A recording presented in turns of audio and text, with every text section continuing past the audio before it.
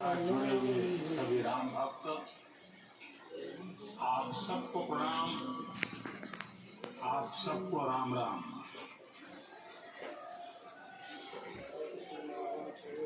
आज हमारे राम आ गए हैं।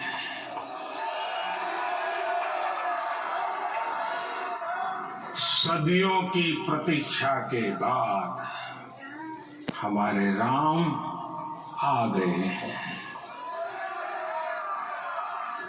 सदियों का अभूतपूर्व धैर्य, अनगिनत बलिदान, त्याग और तपस्या के बाद हमारे प्रभु राम आ गए हैं।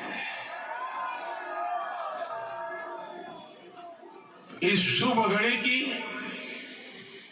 आप सभी को, समस्त देशवासियों को बहुत बहुत बधाई। मैं अभी गर्भगृह में ईश्वरीय चेतना का साक्षी बनकर आपके सामने उपस्थित हुआ। कितना कुछ कहने को है, लेकिन कंठ अवरुद्ध है। मेरा शरीर अभी भी स्पंदित है, चित्त अभी भी उस पल में लीन है।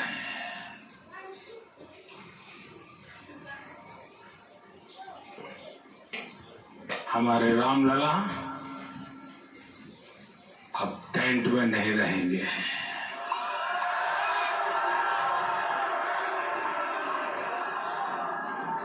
हमारे रामलला अभी दिव्य मंदिर में रहेंगे। मेरा पक्का विश्वास है, अपार श्रद्धा है कि जो घटित हुआ है, इसकी अनुभूति देश के, विश्व के कोने कोने में राम भक्तों को हो रही होगी। ये क्षण अलौकिक है, ये पल पवित्रतम है। ये माहौल, ये वातावरण, ये ऊर्जा, ये घड़ी प्रभु श्री राम का हम सब पर आशीर्वाद है। 22 जनवरी 2024 का ये सूरज एक अद्भुत आभा लेकर आया है। 22 जनवरी 2024 ये कैलेंडर पर लिखी एक तारीख नहीं, ये एक नए काल चक्र का उद्गम है।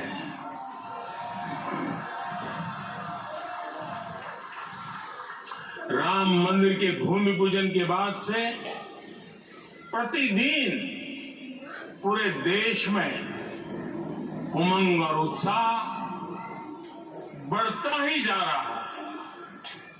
निर्माण कार्य देख देशवासियों में हर दिन एक नया विश्वास पैदा हो रहा था। आज हमें सदियों के उस धैर्य की धरोहर मिली है। आज हमें श्री राम का मंदिर मिला है। गुलामी की मानसिकता को तोड़कर उठ खड़ा हो राष्ट्र। अतीत के हर दंश से हौसला लेता हुआ राष्ट्र ऐसे ही नव इतिहास का सृजन करता है। आज से 1000 साल बाद भी लोग आज की इस तारीख की, आज के इस पल की चर्चा करेंगे। और ये कितनी बड़ी राम कृपा है कि हम सब इस पल को जी रहे हैं, इसे साक्षात घटित होते देख रहे हैं। आज दिन दिशाएं, दिग दिगंत सब दिव्यता से परिपूर्ण है। ये समय सामान्य समय नहीं है। ये काल के चक्र पर सर्वकालिक शाही से अंकित हो रही अमिट स्मृति रेखाएं हैं।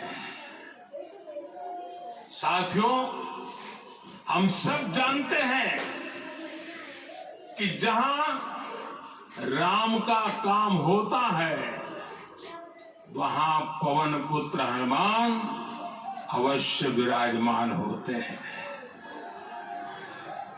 इसलिए मैं राम भक्त हनुमान और हनुमान गढ़ी को भी प्रणाम करता हूं।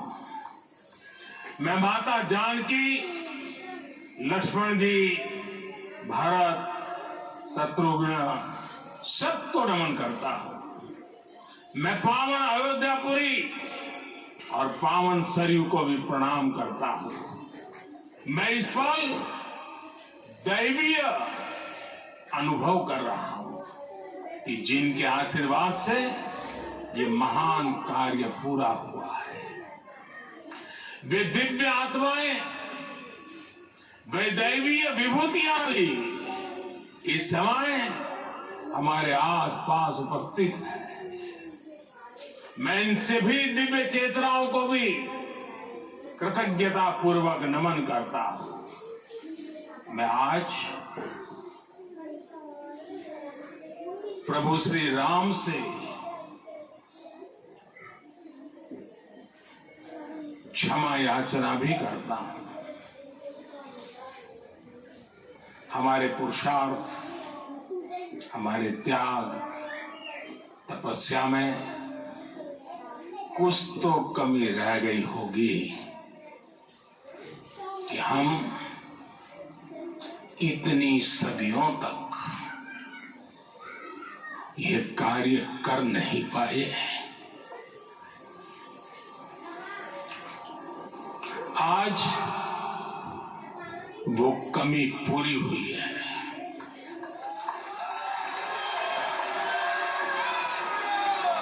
मुझे विश्वास है प्रभु राम आज हमें अवश्य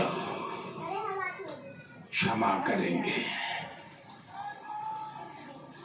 मेरे प्यारे देशवासियों, त्रेता में राम आगमन पर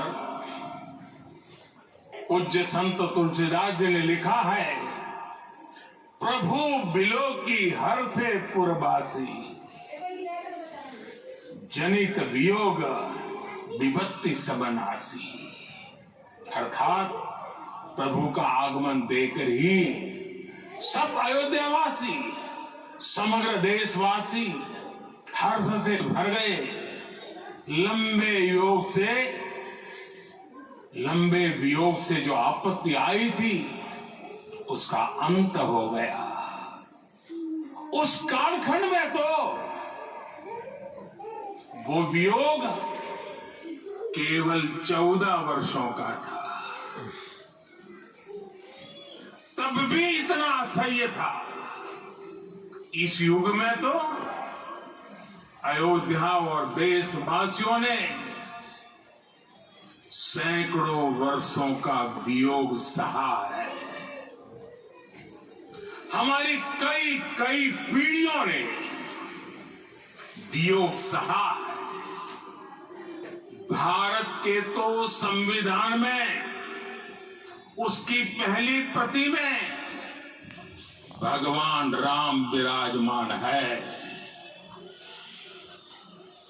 संविधान के अस्तित्व में आने के बाद भी दशकों तक प्रभु श्री राम के अस्तित्व को लेकर कानूनी लड़ाई चली। मैं आभार व्यक्त करूंगा भारत की न्यायपालिका का, जिसने न्याय की लाज रख ली।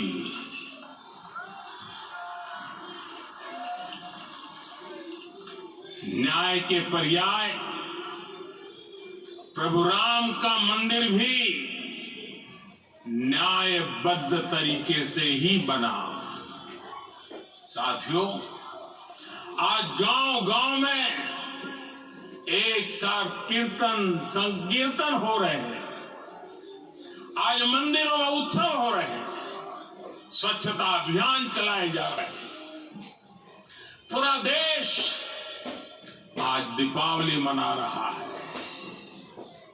आज शाम घर घर राम ज्योति प्रज्वलित करने की तैयारी है। कल मैं श्री राम के आशीर्वाद से धनुषकोडी में राम सेतु के आरंभ बिंदु अरिचल मुनाई पर था।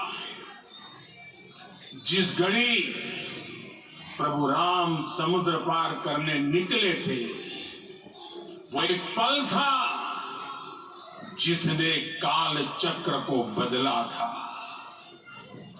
उस भावमय पल को महसूस करने का मेरा भी ये विनम्र प्रयास था। वहां पर मैंने पुष्प वंदना की। वहां मेरे भीतर एक विश्वास जगा कि जैसे उस समय काल चक्र बदला था, उसी तरह अब काल चक्र फिर बदलेगा और शुभ दिशा में बढ़ेगा। अपने 11 दिन के व्रत अनुष्ठान के दौरान मैंने उन स्थानों का चरण स्पर्श करने का प्रयास किया जहां प्रभु राम के चरण पड़े। चाहे वो नासिक का पंचवटी धाम हो, केरला का पवित्र त्रिपायर मंदिर हो, आंध्र प्रदेश में लेपाक्षी हो, श्रीरंगम में रंगनाथ स्वामी मंदिर हो, रामेश्वरम में श्री रामनाथ स्वामी मंदिर हो, या फिर धनुषकोडी। मेरा सौभाग्य है कि इसी पुनीत पवित्र भाव के साथ मुझे सागर से सरयू तक की यात्रा का अवसर मिला। सागर से सरयू तक हर जगह राम नाम का वही उत्सव भाव छाया हुआ है। प्रभु राम तो भारत की आत्मा के कण कण से जुड़े हुए हैं। राम भारतवासियों के अंतर मन में विराजे हुए हैं। हम भारत में कहीं भी किसी की अंतरात्मा को छुएंगे तो इस एकत्व की अनुभूति होगी, और यही भाव सब जगह मिलेगा।